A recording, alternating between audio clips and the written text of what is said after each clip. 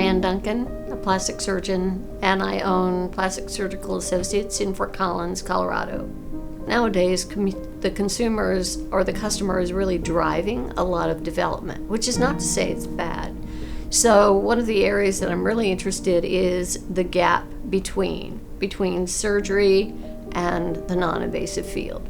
So a lot of the products that your company has, the exosomes and the threads and the radiofrequency microneedling, all blend together really well.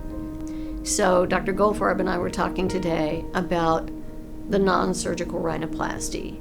You can do surgery, which I love doing rhinoplasties, but not a lot of people want what they perceive to be risky and costly, and they don't know how it's going to look. You can try on a filler rhinoplasty with not inconsiderable risk of, getting a vein or an artery and having either focal skin necrosis or, heaven forbid, blindness. So I like the space in between where you can undermine, you can put in threads, more of a suspension loop than necessarily a surgical procedure, but it's going to last a whole lot longer and give a better result than just injecting a little bit of filler. You can't really do a perky lift with surgery because surgery and cutting out skin inevitably creates scars.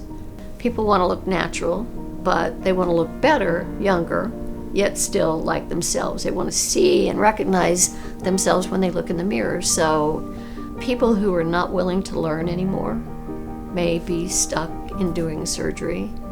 But most of us who are in the field of coming up with something new and creative are enthusiastic about it. And certainly some general surgeons or people who even have a little bit of a background or could take a class in it, maybe more than a weekend, to learn how to do a little bit of undermining, some strategic placement of threads, some suspension loops that will give you a little more longevity than just a linear thread insertion.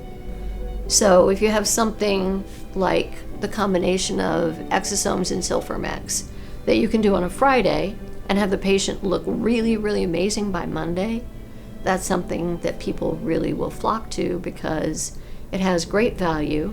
A year later, they still look wonderful, and they've not had to have what they perceive as risky anesthesia. They have no incisions, and they have a great outcome. So I think, to me, biostimulation is probably where we're all going.